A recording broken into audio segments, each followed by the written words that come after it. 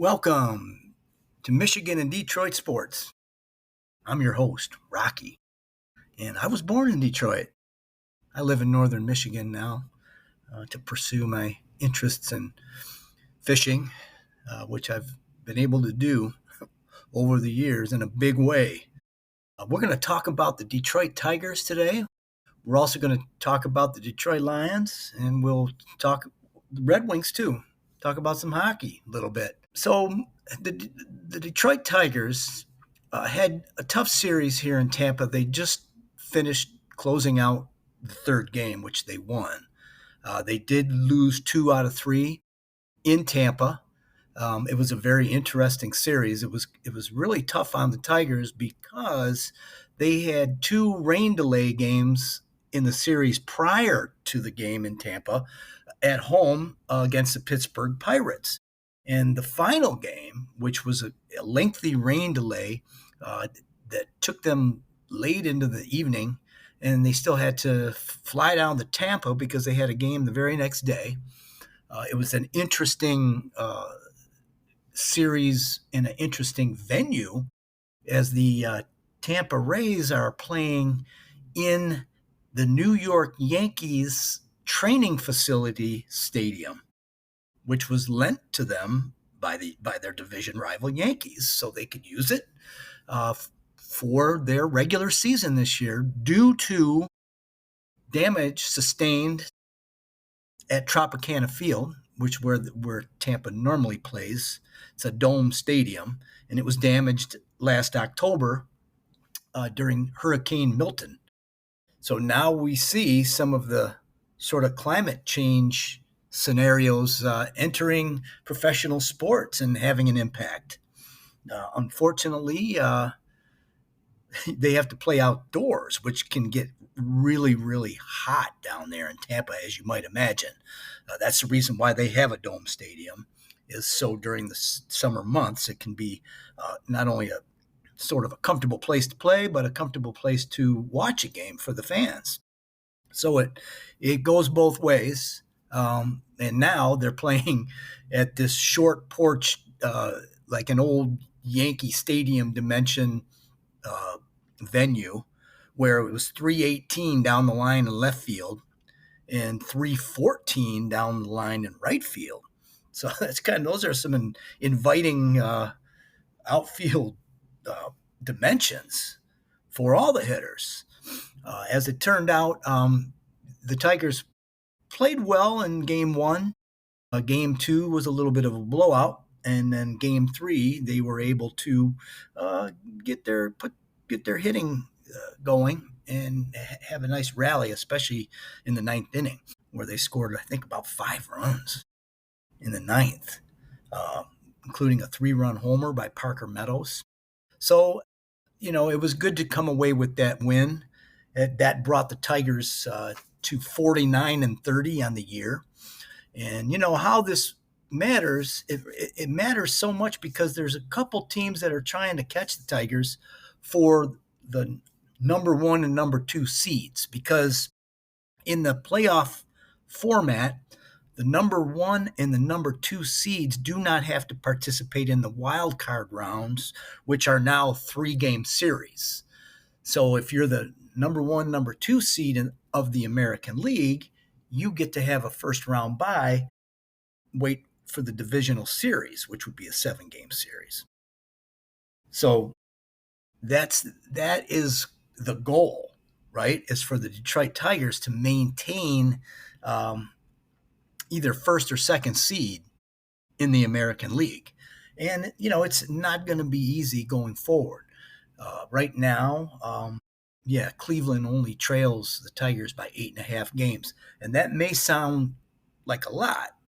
However, it seems to me that every year there's some team that's 10 games out at the All-Star break, right? And they climb back into the race. Okay, so it happens in a random division, a random team. Heck, I think last year was the Tigers, right? I mean, I think they were about 10 games out near All-Star break and were able to not only be sellers at the trade deadline, but go on a tear, even after selling at the trade deadline. And you know the story how they ended up getting Flaherty back, even though they got some draft picks, or actually got a couple players for him. They got Trey Sweeney, who ended up filling in at shortstop because Javier Baez was injured or already went on to have surgery. And also they picked up a left-handed batting catcher, excuse me, who is in Double A, I think, right now. But he hasn't been tearing the cover off the ball. So, yeah, when you're talking about that format, right, with the playoffs. So, excuse me. So yeah, so during the season right now, the Tigers only play 13 games versus each of their divisional opponents. So it used to be, I think, 18 games, 19 games. So they play 6 or 7 games against the other 10 teams in the American League, and 6 games versus geographic rivals from the National League. Although I could not figure out which 6 teams those were. I know the Pirates and the Cubs. You would think St. Louis. I might have fact checked that wrong. Maybe some American League other than the division are considered geographic rivals as well. But they do play every single team at least 3 games. All the other National League teams, they play them at least one time. Now, if I'm wrong, then the article I was reading was wrong, which that could be. But it seems like, it's sort of a revamped schedule for 2025 when they have included each team throughout all of Major League Baseball. So you're going to play 29 teams in a 162 game season. Right now, the Detroit Tigers, and let me get back to that, are 49 and 30. So they've played, 81 games? 80? So 81 games. 49 and 30, 79 games. So half of a 162 game season is 81 games. So we're almost at the halfway point. If the Tigers can get to 50 and 30 when they welcome the Oakland Athletics to Comerica Park on Tuesday, hitting 50 games at the halfway mark, it would appear that they have a shot at winning 100 games. However, lately now, I'm sure you have noticed that the Tigers' pitching has become sort of an issue that needs to be addressed. And of course, there's the trade deadline, and of course, there's some awesome prospects throughout the Tigers organization, throughout the pipeline. You don't want to see them trading away any future superstars, though. One to mention right now is Kevin McCogno. He is a left-handed hitting shortstop who's playing at High A West Michigan with Grand Rapids Whitecaps. And he had an ankle injury to start the season, so he's been out. But since returning, he is just lighting it up. He's tearing the cover off the ball. He is hitting for average. He's hitting in the clutch. He's had 4 and 5 hit games down there. So I don't know, he's only 20 years old. So I don't know that they're in a hurry to promote him to Double A Erie or not, or maybe even Toledo. Maybe they would just want to leave him be so he can settle in and not be sort of upended and moved and have to go through all that. I could see that happening to where they just let him finish the season at High A West Michigan. But he's a very strong prospect, as is Max Clark, who was also there. Going and looking at the situation with the Tigers right now in the pitching, I imagine that some move to improve the Tigers pitching staff will occur at some point, especially leading up to the trade deadline. And I would anticipate that. But you never know what they're going to do, or um, whatever they do. I'm all for it because they have already proven to me that they know what they're doing. It's a quality organization. You got a great manager, a general manager who's very smart. These guys know what they're doing. So we'll just have to wait and see. And when I'm looking at the Detroit Tigers catching situation, and I know Dylan Dingler has been just kind of recently struggling at the plate. I have looked at him as being a very good defensive catcher and a good hitter. And I've compared him to Johnny Bench, which maybe that was premature. Maybe that was sort of, putting more stock into him than I should have. But I still would stand by that because my comparison would be if Johnny Bench was playing in today's game, where we have way more pitchers now that are throwing in the 90s, upper 90s. In back in Johnny Bench's day, there weren't that many. I mean, people, pitchers didn't necessarily throw close to 100 miles an hour. Um, if you had if you were in the upper 80s, you were throwing hard. So it's sort of I think it's a different game today. I think it's more difficult. So maybe I don't want to say that I'm not trying to take away from anything that the hitters have done in the past because they had their careers. They were great at that time. I just want to say that it just seems like now the athletes are so much more developed physically and able to throw the high heat. It seems like every single team, every single starter has 95, 96, 97, 98 mile an hour fastballs. If you don't have that these days, you may not even get a shot at pitching in the major leagues, which could be sort of a detriment because some pitchers don't need to throw that hard, as we've noticed with like Maddox, pitchers like that. They were great pitchers. They couldn't throw that kind of heat. Even the Tigers Canley today, right? I mean, he throws many changeups. He can throw a 94 mile an hour fastball, but he doesn't have to. He doesn't use it that much, just here and there as a surprise, because the changeups that he throws have different movement to them. The batters, they kind of, it's like, okay, yeah, they do know what's coming, right? But they don't know which one. Which changeup? What kind of movement is it going to be? After sitting on, okay, so he comes in the eighth inning, and all these hitters are sitting on like a 95, 96, 94 mile an hour uh, pitcher, and then they have to try to adjust to what he's doing. And that's what helps make him so effective. Now, in this third game here against Tampa, the Tigers were playing, or they had Casey Mize pitching. And Casey Mize, he pitched a great game.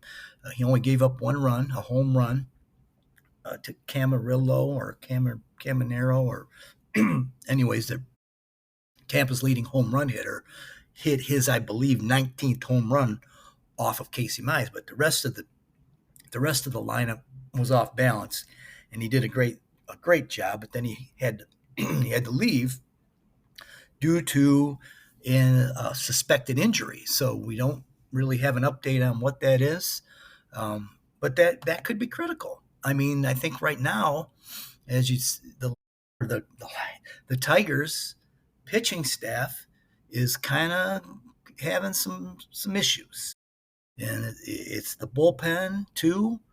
You saw that Brebbia was released.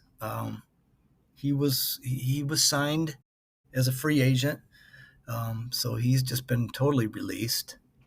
Grant Herter here, he came into this game against the Tampa and walked the bases loaded, basically. So he's struggling.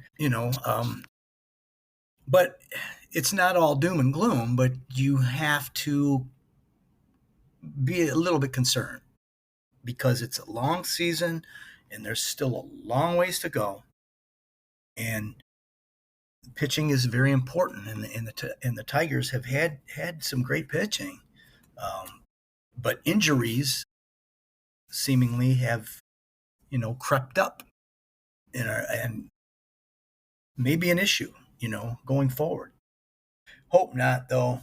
It's been such a great run, and we just want it to continue. Just looking here too, Andrew Chafin. You remember him, right? The left-hander. Or is he a right-hander? He has a 213 earned run average in Toledo right now.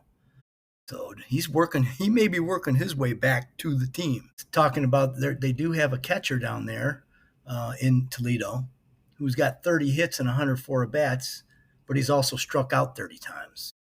So I don't know what kind of defensive skills Brian Serven has.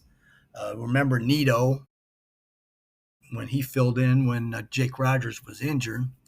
I guess what I'm alluding to is Jake Rogers has just not been hitting at all, and I don't know how long that they would stay with him. I know he's very important as far as handling the pitching staff, and that could be enough to keep him around. But if some prospect starts to hit and is a catcher, and their defensive skills are good, then I would not be surprised to see a move on Jake Rogers. But we'll see. Not my call, and you'll hear me say that a lot. All I do is sort of speculate and maybe suggest what I would do if it were me. And again, I don't always have all the information I would need. Have that scouting report on their defensive skills, whether or not they would actually be ready to play in the major leagues. So there you have it. The Tigers 49-30 with a series, 3-game series against Oakland coming up, or the Athletics, who will eventually be moving to Las Vegas. That'll be interesting. The Yankees right now are 45-32, so the Tigers are only 4 ahead of the Yankees in the win column. And even Tampa, right? The team that the Tigers sort of struggled with a little here, 43-34. They're trailing the Yankees just by 2 games, right behind them. And then, of course, the Astros, surprisingly enough, are 44-33. So it's like the Tigers are starting to come back to the pack, and the Tigers need to sort of go on a run here, which they could do with a 3-game series against the Athletics approaching. It's the perfect team to have coming to Comerica Park when you're scuffling a little bit, when your pitching staff needs to be sort of readjusted. So that's a good thing that we got the A's coming in. I expect the Tigers to sweep them. This is the time. This is the perfect time right now. Go ahead and sweep the series. Go ahead. Sweep that series. You can do it. And that would be great. So we're going to move on here. We're going to the Detroit Lions. Got to say some things about Frank Ragnow right off the bat. You know the old story. Frank decided to retire.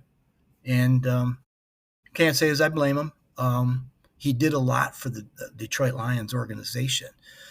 He was drafted by Bob Quinn pretty much, I think, 3 years ahead of even when Brad Holmes and Dan Campbell took over. Frank was already been on the team, and he gave it his all, and he really was instrumental in the Detroit Lions organization's turnaround, where they became a quality organization, a quality franchise in the NFL. And that was the goal of ownership. And he made that happen by being such a force, in the middle as a center on the Detroit Lions' awesome offensive line. They did a good job. No, I'm not going to say that Patricia and Bob Quinn did a good job because, yeah, they knew they needed to build the lines. Okay, I guess it could have been worse. They could have tried to do what the Chicago Bears GM does, and that's take all like sexy marquee offensive picks and don't spend enough draft capital on your offensive and your defensive lines. That's what has to happen. That's what you need to. That's how you need to start. Instead, they go and draft all these sexy, receivers and whatnot. But hey, they're a division rival, and I don't mind. I don't mind them doing that because if they did it the right way, then they'd be more of a threat to the Detroit Lions. So I'd rather have them not do what they should do, like what now. So getting back to Bob Quinn and Matt Patricia, so they couldn't go wrong in drafting Taylor Decker because your first round pick is pretty obvious. Usually, who the best offensive linemen that are available. uh, yeah, I mean it's all in black and white. It's all presented for you. It's what you do in the second, third, fourth, fifth, sixth, seventh rounds. That's what makes a difference. Now, they were unable to draft a second round pick, right? Bob Quinn and Matt Patricia, they couldn't get any value in third, fourth round. Some of their entire draft classes were busts, except for the first round pick. And that's all because, hey, ESPN will tell you who to take or whatever with all the mock drafts, and you have to be an idiot to get that wrong. I'm not calling anybody an idiot. I'm just saying if you get the first, if you're unless you take a quarterback and he's a bust, it's inexcusable not to get a starter with your first round pick. It just doesn't make any sense. But Frank Ragnow was all that and more.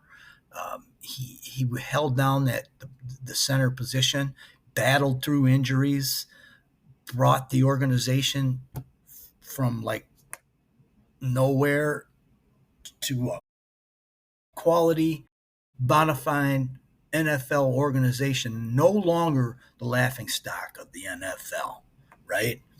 Very important. And he was a transition guy. He made it happen. He was a rock. And if you ever get a chance, check out Frank Ragnow's YouTube channel, which is Grizzly Man Outdoors. And he has some fishing videos on there. It's entertaining. He's a cool guy, and it's interesting. I myself enjoy fishing, and so then it's just natural for me to enjoy his YouTube channel. But the Detroit Lions this year are going to miss Frank Ragnow, and everybody knows it. Everybody knows that's a big deal going forward. Besides losing their offensive and defensive coordinators, which that's a whole nother thing. That's a whole nother issue. They also lose Frank in the middle. So we'll look at the offensive line, like the players right now who sort of are in the mix. Now, I don't know. Leslie Iguacan was, and hopefully I'm saying that right, was an undrafted free agent last year. Now, I know that they don't always like give the undrafted free agents money, but he did. He was paid $200,000, I think. So, with that said, there was some interest in retaining him and seeing if they could develop him. He's a center, and right now between and veteran Graham Glasgow. He's the other guy who has had NFL experience at center. Now, Tate Radledge, right? He played right guard at Georgia. So he could just be a replacement, at right guard, which would make sense since, we lost our right guard in free agency. So that would make sense to have drafted him to play right guard, not necessarily center, although now that Frank's gone, somebody does have to step up and play center.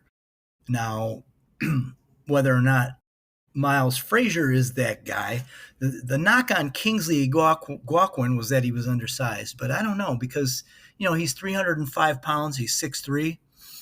He could easily put on 20 pounds. I mean, you want to put on the right 20 pounds. You want to put on healthy eating 20 pounds, bigger portions. That's all.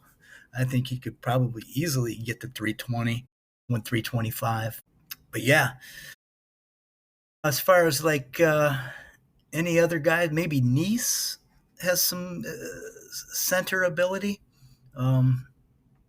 There's Tristan Collin. He has 6 years experience. So maybe he would be in the mix. I think really, though, in the mix for center, it's going to be between Glasgow, Eguakun, and maybe Tristan Collin rather. I don't, Miles Frazier. I don't see him as a center, but then again, he's 6'6", 325 pounds. You got all these other offensive linemen. It's going to come together. You got Awosika. These are the players that have been here.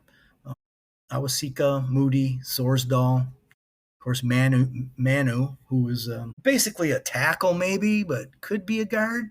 He's just huge though. He's 6'7", 350 pounds. Christian Mahogany, who filled in last year, he's 6'3", 327. Nice, I mentioned him. Yeah, and there's another guy, Mason Miller, 6'7", 310. Of course, don't forget Dan Skipper. He's like the swing guy. It's going to be interesting to see just what the Detroit Lions do with their offensive line and who's going to replace Frank Ragnow. That is the big question going into camp, or one of the big questions. For me, it's like the biggest question because it remains to be seen. I don't know. Now, going to training camp can be a lot of fun. There's been a lot of, like a couple times that I went, I'll just go back to, now this is before Dan Campbell. It was the year before, I do believe. And Tom Brady and the New England Patriots had a joint practice with the Lions. And I got to see Tom Brady throwing one-on-ones, where the receiver against the defensive back, like a stone's throw away. It was a great experience watching Tom throwing those passes in the heat. It's like 86 degrees, it was a hot day, right in the middle, right like around noon. And they were working it. And it was pretty cool. So there are some good experiences. And then I believe it was the next season, Dan Campbell took over and he came over. We had it was a season ticket holders event. So he came over and introduced Jamal Williams, which was really cool. So yeah, I mean, if you get a chance, go try out training camp. Check it out. It's free. You just have to go on the Lions website, sign up, so you'll get a chance to get your free tickets. Give that a whirl. You'll enjoy that.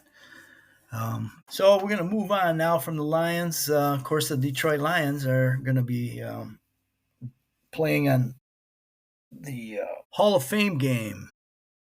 And the thing about the Hall of Fame game is that in these past seasons, there's been issues with the field, right? I mean, I remember I was all excited. I wanted to watch football because it's the first game of the season, and the one year in the field was horrible, and they had to postpone the game.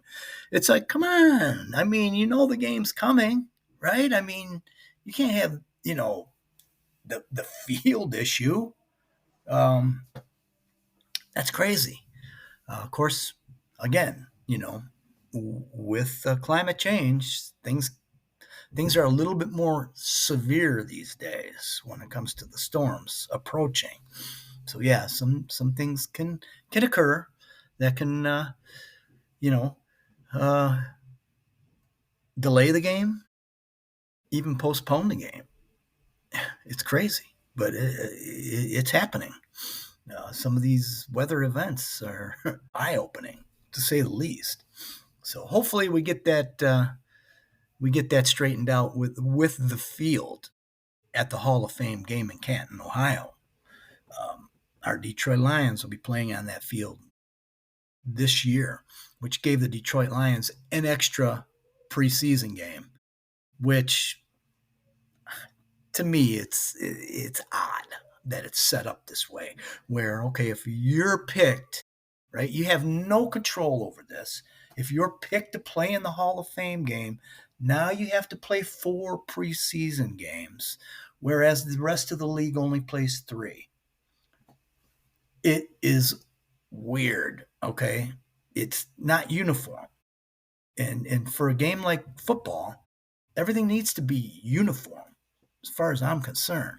You give every team the same reps, the same, you know. It's not an advantage. It's a disadvantage to have to start early. Why can't the Hall of Fame game be moved to the first weekend in August or the first Thursday in August when typically the other team's preseason games are starting?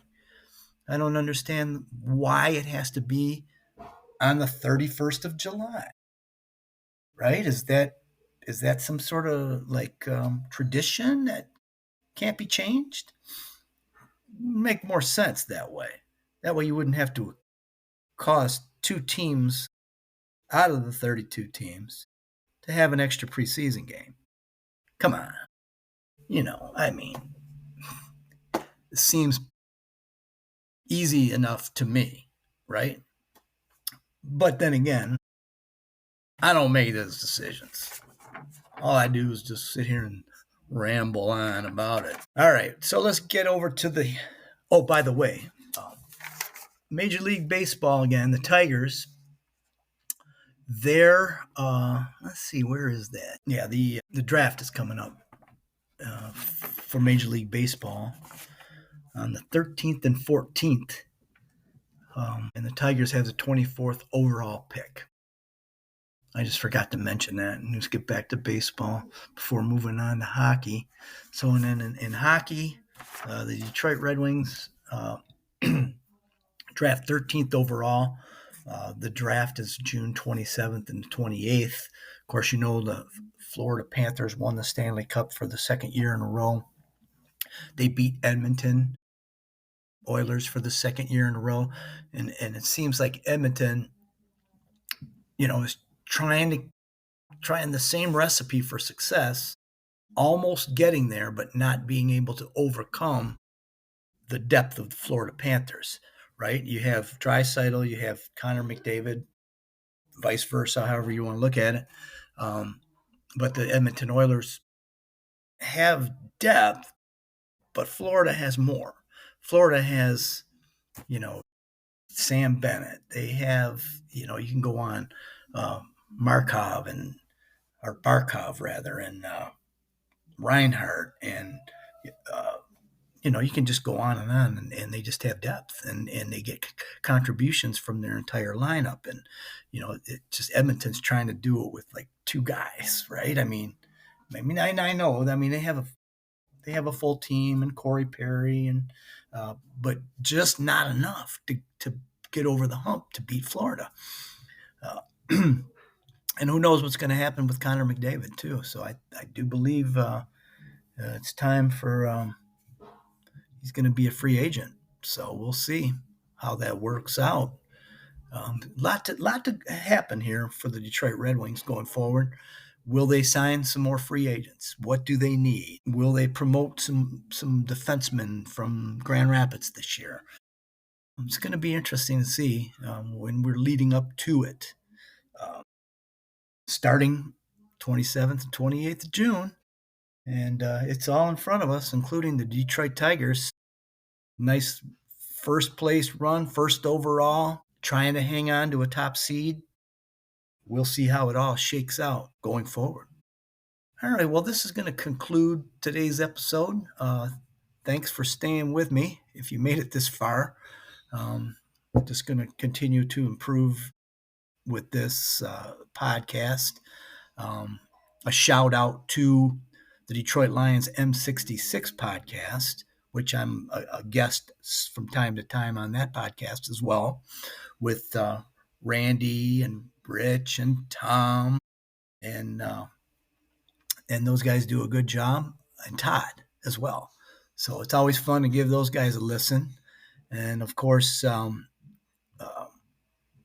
Jeff Risden and the Lions Wire. It's always a cool. If you don't get that feed on your email, the Lions Wire is a very good one to keep track of what the Detroit Lions are doing, and also that podcast that they do. The Detroit Lions podcast is also a good listen. And not that I'm trying to send you away from my podcast, but another one is not your same old Father's Lions podcast. If I'm saying it right, I probably got it wrong. But it's with Matt Soltesiak and the coach there, and the writer from Traverse City. Give those guys a shout out. They do a good job too. So I like to listen to these podcasts when I'm, basically working out, walking, whatnot, and hopefully you can, find your time to listen to this podcast, Michigan and Detroit Sports. Bill should be back next week. He's on vacation this week, so we'll have guests from time to time as well. I'd like to get John, my son-in-law, on here, and Kyle. Would be good to talk about the Lions as we get closer to the beginning of the season. That's when we start getting pumped, amped. Start looking it over, fantasy football, you pick 'em league. There's so many things you can do with the NFL that makes it so exciting. For me, when I watch football down in the cave down here, I've got the red zone on one TV and then the main broadcast on the big TV. And then that way, when the game I'm watching is typically a Lions game or primetime game, whichever it is, if it goes to commercial, then boom, I just turn my head over to the side TV and watch the red zone. And then I keep track of my you pick 'em teams, my fantasy football team results, who's doing what.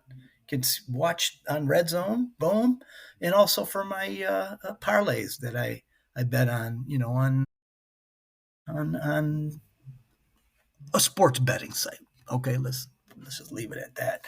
Okay, I'm gonna go here. Thank you for listening, and we're gonna continue this going forward. So, thank you. Have a good one.